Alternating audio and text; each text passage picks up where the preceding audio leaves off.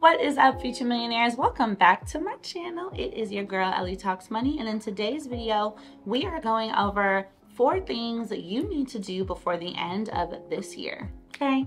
Listen, we are about 60 days away from 2023, and I want to make sure that you guys are going into the next year on the right foot and as prepared as possible. And these are not just 4 things you should do before the end of this year, but these are 4 things you should do in general every year and truly every couple months. So grab your notebook, grab a pen, and you know what comes next. Ellie talks money to create the better days. Business, money, life, the Ellie way. All right, so number 1 thing that you need to do before the end of this year, and this is especially for my business owners or even new entrepreneurs, is you need to make sure that you are using an account like QuickBooks. And the reason I'm mentioning this is because tax season, right, starts in January, but these next 60 days are your last amount of time to get your transactions together, to review your expenses, and to really get clear on what you are going to be submitting next year for taxes. And even if your business is brand new and you don't have a ton of transactions, this is a good habit to build up because again, these are things you should be doing at least every quarter in your business, are reviewing your transactions, reviewing what needs to happen. So you can go to QuickBooks.com, sign up for an account, add in your business information and connect it to your business bank account, and it is going to help you sync and categorize different transactions, income, and expenses that you've had going into your business so that you don't overpay in taxes next year. Because if you don't have your expenses laid out and you can't deduct those from your overall income, then the IRS is going to think you made more than you did, and you may end up owing more than you necessarily needed to because you didn't calculate your expenses. So that is really, really key. Definitely a number 1 thing I want you to do before the end of the year. The second thing that I want you to do before the end of this year is create more content. This is your opportunity to really get in front of a lot of people in your audience. The last 60 days of the year, as you all should know, are the highest consumer spend seasons of the year. And this is your opportunity to make money. Even if your business is new, customers are hyper aware in this time frame. They're on TikTok more, they're on Instagram more, they're looking for things to buy more, they're looking for deals, they're looking for sales. And so you being present, available, creative, sharing content is really going to help you to stand out and build you in that habit. Because let's face it, even once December passes, January is another huge month for consumer spend because it's the new year, right? Everyone wants to dive into a new habit. They want to improve their life. They want to change their situation. They want to lose weight. They want to look better. They want to feel better. And so you as a business owner have an opportunity to put your products and services right in front of those people. So I don't want you guys thinking, well, this year is almost over, I'm just gonna wait until next year to, be my best self. No, start now. Be your best self right now. This is your time to really lay it on the line, create the content, and use systems like Later, Planoly. These are going to help you auto post so that you don't have to be in front of your phone all day posting and creating content, but you can strategically schedule days to create your content and then auto post those so that you are able to remain in your zone of genius while still marketing successfully to your audience, okay? Now, the third thing that is absolutely important for you to do before the end of the year is build your business credit. We all know that, or I've at least taught you that the best time for securing funding is in Q3 because a lot of these lenders have quotas to meet and they want to lend to businesses in order to achieve their numbers for the end of the year. Now, you may be newer to business and maybe you have not started building your business credit just yet. If that is the case, no worry. I have several videos about how to build your business credit on my channel. You can click down below and access any of them. And even if you are new, this is a good time to start building, so that as you go into 2023, where they're going to have huge budgets ready, they are at the top of the year with new amounts of funding that are allocated and ready to be allocated to businesses, you can be considered.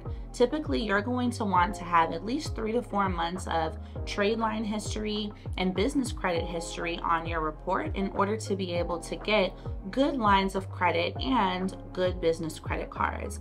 Along with this, you want to make sure that you have good business record keeping and business transactions. So if you are not operating out of a business bank account yet, this is your sign to do so, because that literally goes hand in hand with building your business credit. So a couple of resources that you can use to start building your business credit now. Number one, definitely make sure that you are using nav.com, and I have that link down below so that you can sign up. It's basically the Credit Karma of business credit. You'll be able to check your score, see your report, and all your trade lines. As well, I want you guys to focus on adding trade lines that are net 30 accounts. These are easy to access, do not require your personal social security number, and they report to business credit. Some of these are Uline, Quill, Crown Office Supplies, Summa Office Supplies, Shirtsy, and I have several listed down below as well in my business credit course. You want to make sure that you are adding these on, because this is what is going to increase the number of trade lines that shows up on your report. Now as well, some different lines of credit you can start getting ready for are those with Cabbage, Funbox, and Clear Co. Now what I like about each of these is that you don't need to have a high personal credit score in order to be approved. And even with Clear Co, you don't even need to give your social, period. They're only going to look at your business bank account as well as your payment processor or sales history to determine how much they can approve you for. That being said, that's why, again, it is so important to make sure you are operating out of a business bank account so that you are able to access these funds, okay? Really, really key. I want you guys to pay really close attention to that. Now, as well, let's talk about some of the things you'll be able to accomplish next year by taking these steps with your business credit. You will be able to purchase a car in your business name, which you could then list on Turo to start creating passive income. You would also be able to secure business loans or lines of credit, which then you could use to secure real estate, which would be fantastic, okay? And that's another great way to secure passive income, whether you decide to buy property or you decide to leverage that line of credit to start Airbnbs. Either one of those can bring you passive income.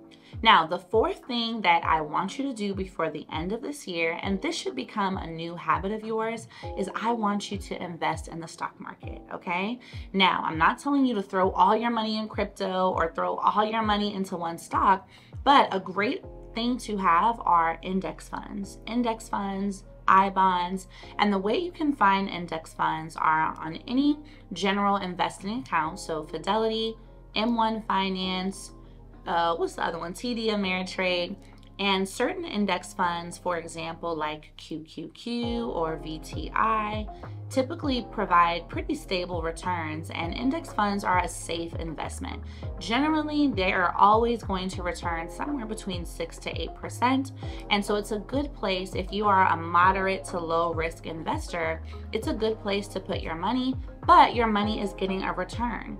The worst thing you could do is keep leaving your money in a savings account.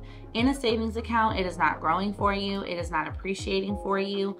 You are getting less than 1% on, oftentimes in interest, and that is not cute. 1% is literally 1 penny.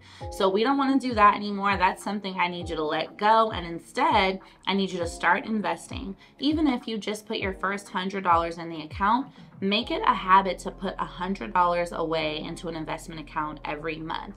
What this is going to do is build up your habit. It's going to build up your confidence in investing. And before you know it, it'll become something you do as a no-brainer. As you continue to invest, and I'm going to link some calculators down below, but as you continue to invest over time, that can actually lead to a 6- and 7-figure account balance for you over 20, 30, or 40 years.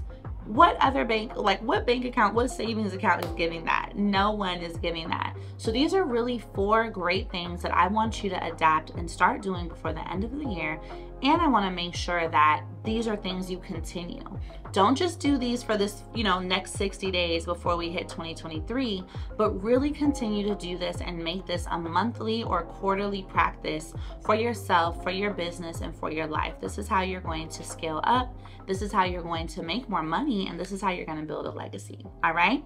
So tap into the next video where we dive more into these topics, and I will see you there.